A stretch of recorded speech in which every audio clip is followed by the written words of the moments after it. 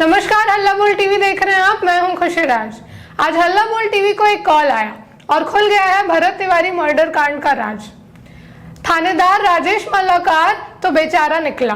क्या है ये मामला, इस पे जानकारी देंगे हल्ला बोल टीवी के संपादक दीपक शर्मा। एक हमारे सूत्र ने जो हमें जानकारी दी है उसके बाद हम भी सोच में पड़ गए और जो जानकारी दी है उसको सुनकर आप भी सोच में पड़ जाएंगे कि भरत तिवारी को रास्ते से हटाने के लिए क्या क्या हुआ है।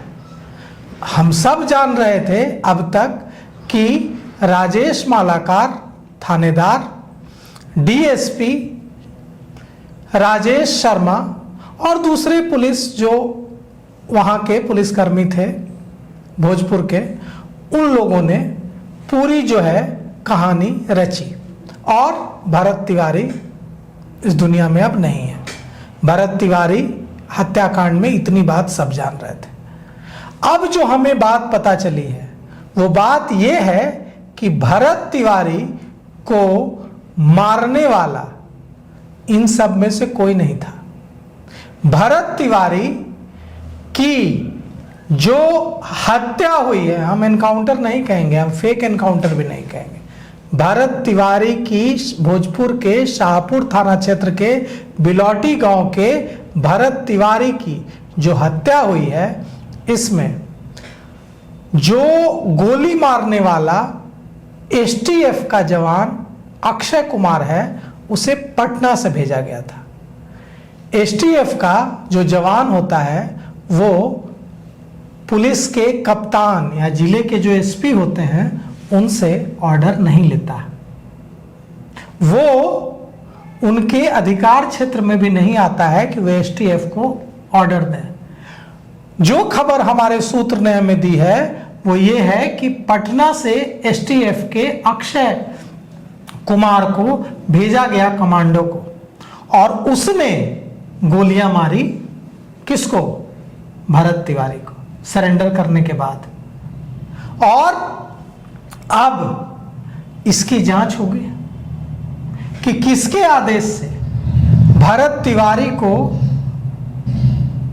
पकड़ने के लिए या उसका एनकाउंटर करने के लिए या जो भी साजिश रची गई उसके लिए एक एसटीएफ का कमांडो भेजा जाता है पटना से शाहपुर के बिलौटी। किसके आदेश से भेजा जाता है? अब तो यह सवाल भी उठेगा कि क्या भरत तिवारी की जो हत्या हुई है, भरत तिवारी का जो मर्डर हुआ है, वो सिर्फ भोजपुर तक का सीमित मामला नहीं था, पटना तक इन्वॉल्व था इसमें।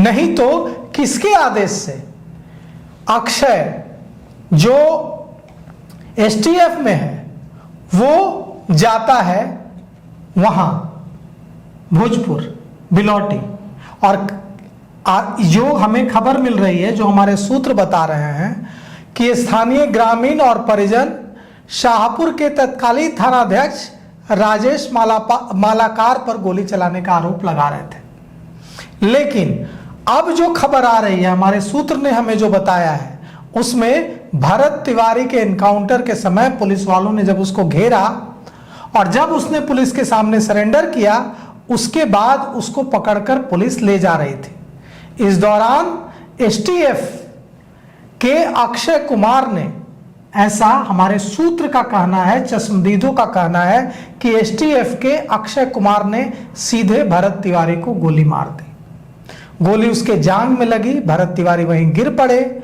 लोगों ने फायरिंग की 3 बार की आवाज सुनी, 3 गोलियां मारी गई, लेकिन बॉडी से 5 गोलियां निकलती हैं। अब यह सवाल उठता है कि एसटीएफ के अक्षय कुमार किसके आदेश से वहां गए थे, और अगर वहां गए तो निश्चित रूप से किसी ने उनको ऑर्डर दिया होगा। कोई पुलिसकर्मी ऐसे तो नहीं चला जाएगा कहीं, और एसटीएफ तो नहीं आती कंट्रोल में किसके? पुलिस कप्तान के, भोजपुर के जो पुलिस अधीक्षक हैं राज, भोजपुर के जो पुलिस अधीक्षक हैं राज, उनके कंट्रोल में तो नहीं आती है। अब यहां पर बहुत बड़ा सवाल है, एक और सवाल है जो हमारे सूत्र ने बताया है। सूत्र ने बताया है हमारे कि ये जो राजेश मालाकार है, इसे एनकाउंटर से पहले ही निलंबित कर दिया गया। किस आरोप में? जो आज डिप्टी सीएम विजय चौधरी ने कहा, उस आरोप में। डिप्टी सीएम विजय चौधरी ने क्या कहा? डिप्टी सीएम विजय चौधरी ने कहा कि जब पुलिस पकड़ने गई तो आप कह रहे हैं कि मानसिक रूप से बीमार एक व्यक्ति है जिसके हाथ में गोलियों से भरी पिस्तौल है, और आप उसको छोड़कर चले जाते हैं।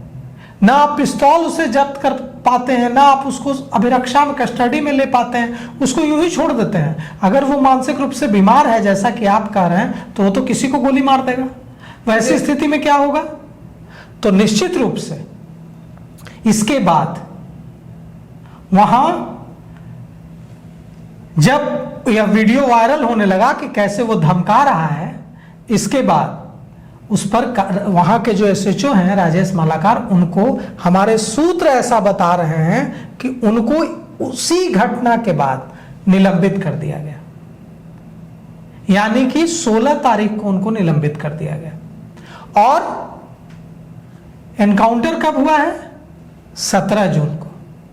तो जब निलंबित कर दिया तो सस्पेंडेड जो पुलिसकर्मी है वो एनकाउंटर में क्या कर रहा था?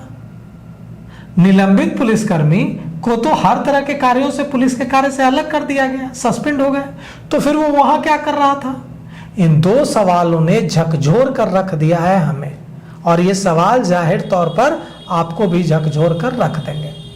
अब भरत तिवारी एनकाउंटर केस में पटना हाई कोर्ट में भी याचिका दायर हुई है, पीआईएल दायर हुआ है, और सुप्रीम कोर्ट में भी पीआईएल दायर हुई है। जस्टिस नागरत्ना ने कहा है, जब उनके सामने अर्जेंट हियरिंग के लिए मेंशन किया गया तो उन्होंने कहा कि रजिस्ट्रार के सामने मेंशन कीजिए, लेकिन अब सुनवाई तो होगी, रजिस्ट्रार के सामने मेंशन होगा तो दूसरी तरफ जैसा कि बिहार के उप मुख्यमंत्री विजय चौधरी ने कहा है कि शाहाबाद के डीआईजी से हम जांच भी करवा रहे हैं, लेकिन जो खुद डॉक में है पुलिस, वो खुद जांच क्या करेगी?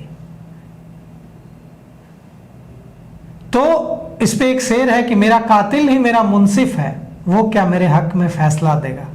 मतलब जो मेरा कातिल है वही तो जज की कुर्सी पर बैठा है, तो वो मेरे हक में क्या फैसला देगा। तो पुलिस पर तो सारे आरोप हैं, अब पुलिस ही क्या जांच करेगी? तो पुलिसिया जांच पर कितना ही यकीन होगा पीड़ित परिवार को, कितना ही यकीन होगा उन सामाजिक कार्यकर्ताओं को, जो कितना ही यकीन होगा भारतीय जनता पार्टी से लेकर तमाम राजनीतिक दलों के उन नेताओं को जो इसके लिए संघर्ष कर रहे हैं, कितना ही यकीन होगा जनसुराज को, कितना ही यकीन होगा प्रशांत किशोर को जो कल जा रहे हैं वहां, और कितना ही यकीन होगा महापंचायत में जुटने वाले 10-20 हजार लोगों को जो कल वहां बिलौटी में कुछ वहां जुटने जा रहे हैं एक मंदिर के प्रांगण में। तो अब जांच हो ही जाए कि ये जो हम जिसे छोटा सा मामला समझ रहे थे कि जिला स्तर, प्रखंड स्तर का मामला है, वो इतना बड़ा कैसे होता जा रहा है, और कौन कौन लोग इसमें शामिल हैं। तो सुना आपने, इन सब पे आपकी क्या राय है हमें कमेंट बॉक्स में बताएं। आगे की खबरों के लिए देखते रहें हल्ला बोल टीवी। धन्यवाद।